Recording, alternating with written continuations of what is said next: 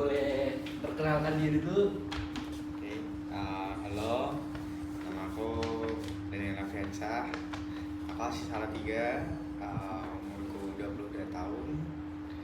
Uh, Sekarang lebih fokus ke jasa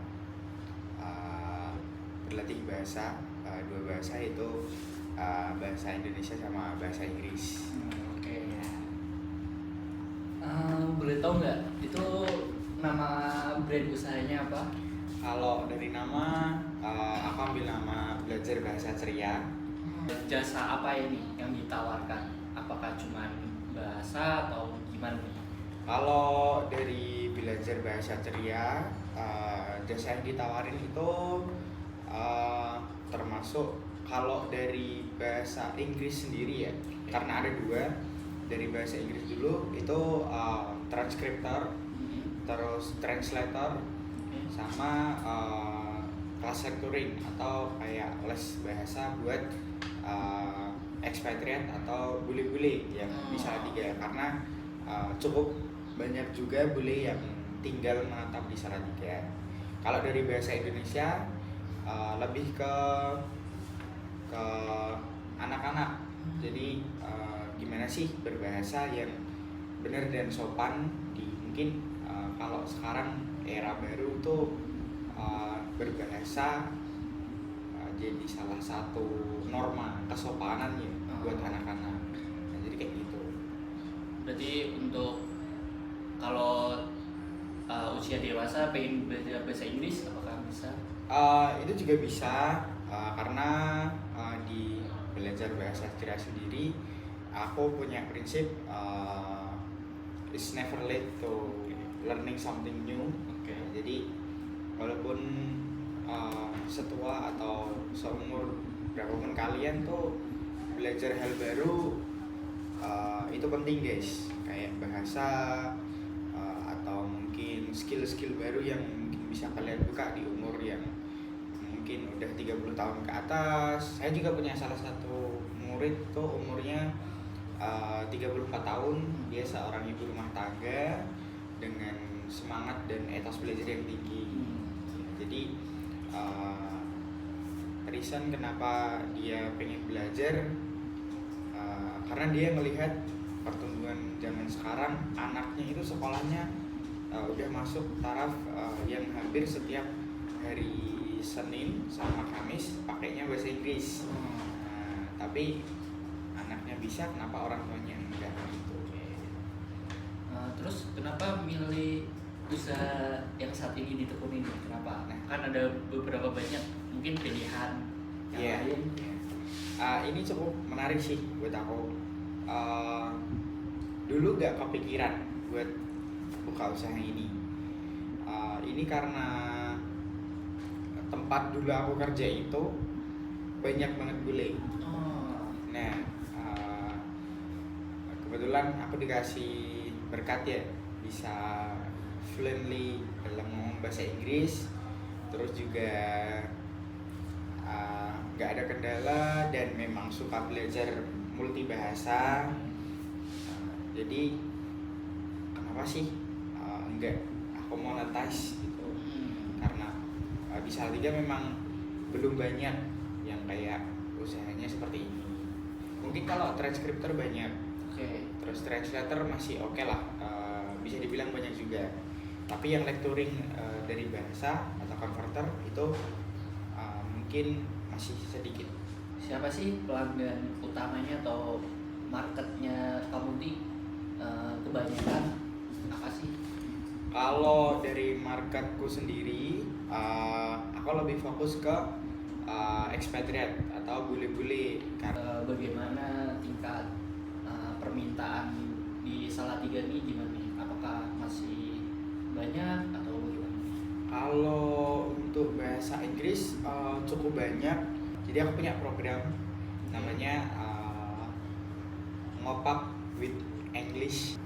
Keunggulan apa sih yang kamu bisa tahu? Keunggulan apa deh yang bisa kamu tawarkan dari jasa kamu tuh dibanding kompetitor lain tuh?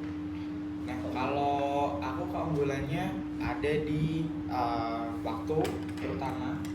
Terus karena aku backstory-nya juga barista, Oke. pasti aku ngejekin ke coffee shop yang belum pernah mereka coba. Oke. Experience Experience baru Oke. gitu kayak.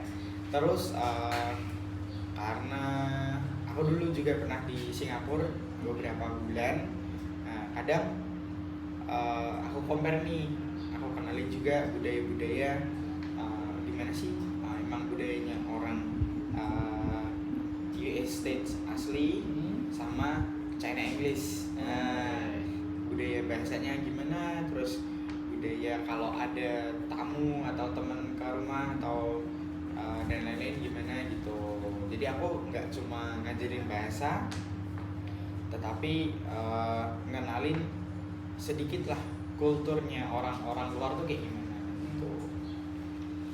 Sama di fleksibilitas waktu, sama kayak kalau memang ngerasa bosan, aku bisa nih kayak, oh kamu maunya apa nih yang fleksibel, yang ngelihat kamu bikin semangat lagi apa, yuk belajar bareng. Jadi bukan menuntut tapi mengajar. Kalau aku, Strategi pemasaran apa nih yang biasanya digunakan dari kamu? kalau aku strateginya masih ya mungkin belum dibilang spesial karena aku fokusnya di Salatiga aja. Oke. Masih pakai metode media sosial, Ya. terutama WhatsApp. Nah, sama di bar juga aku nggak malu kalau bilang kalau aku memang punya usaha ini. Jadi kalau memang tertarik ya udah, ini aku ada. Nah, biasanya karena Salatiga di kota kecil nih mas,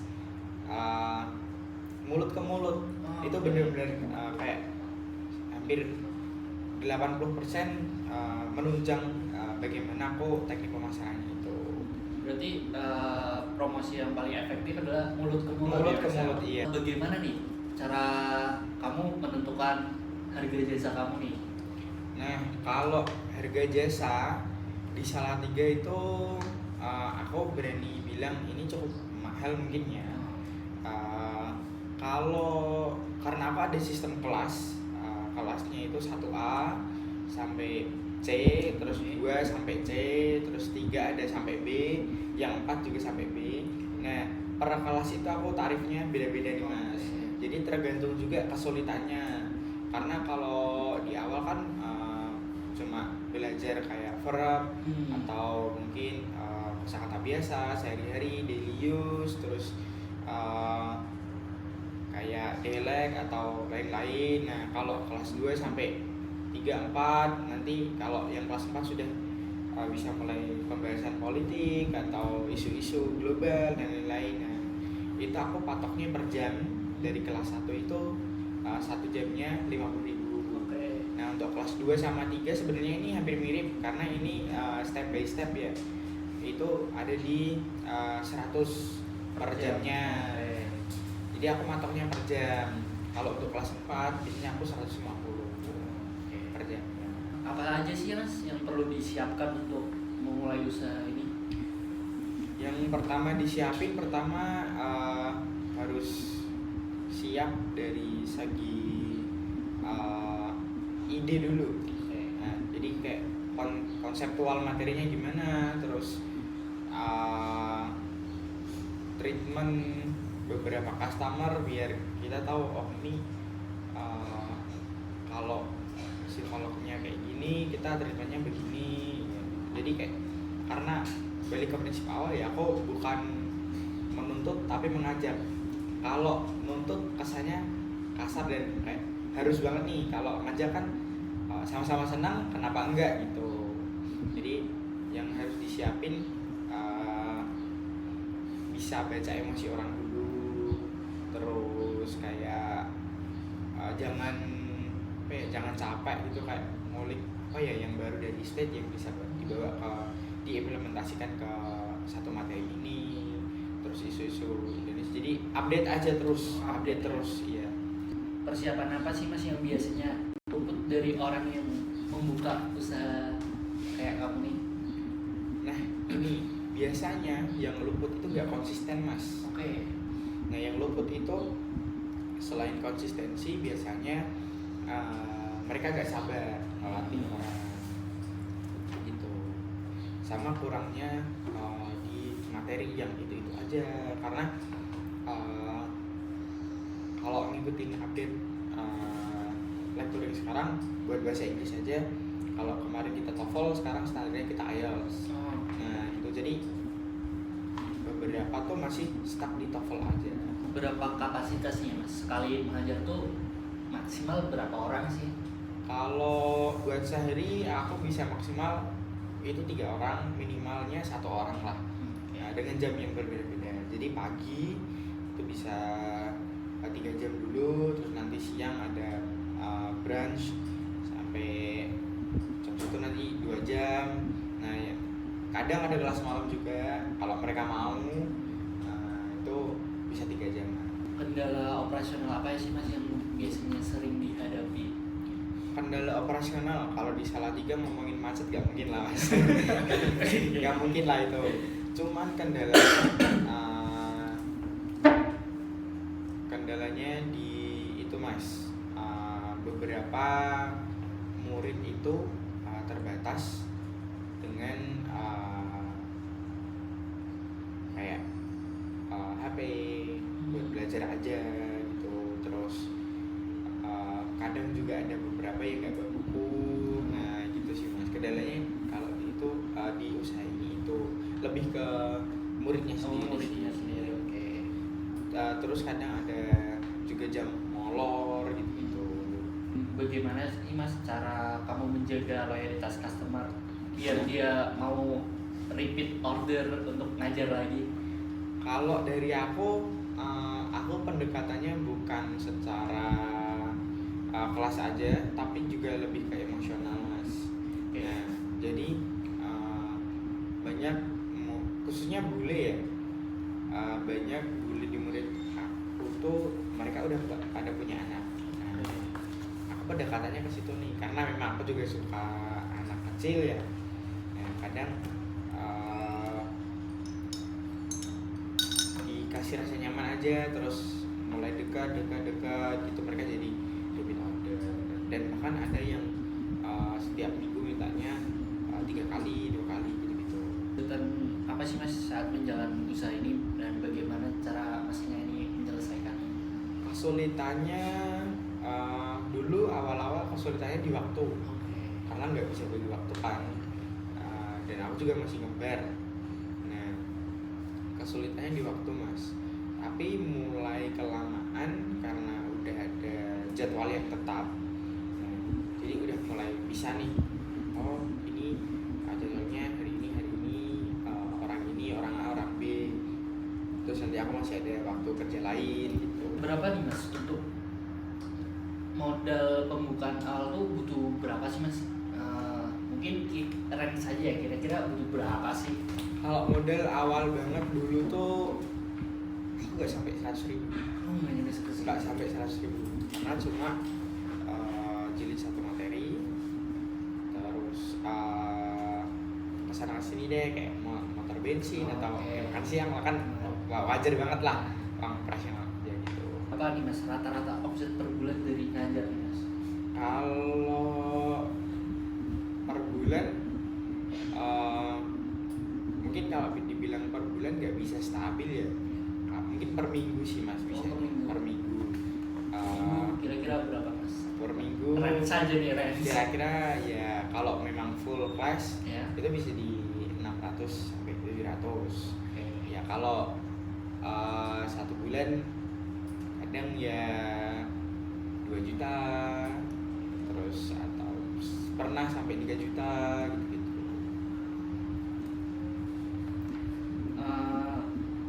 Apa aja sih mas biaya operasional terbesarnya tuh habis untuk apa sih mas? Nah untuk biaya terbesar operasional itu ada di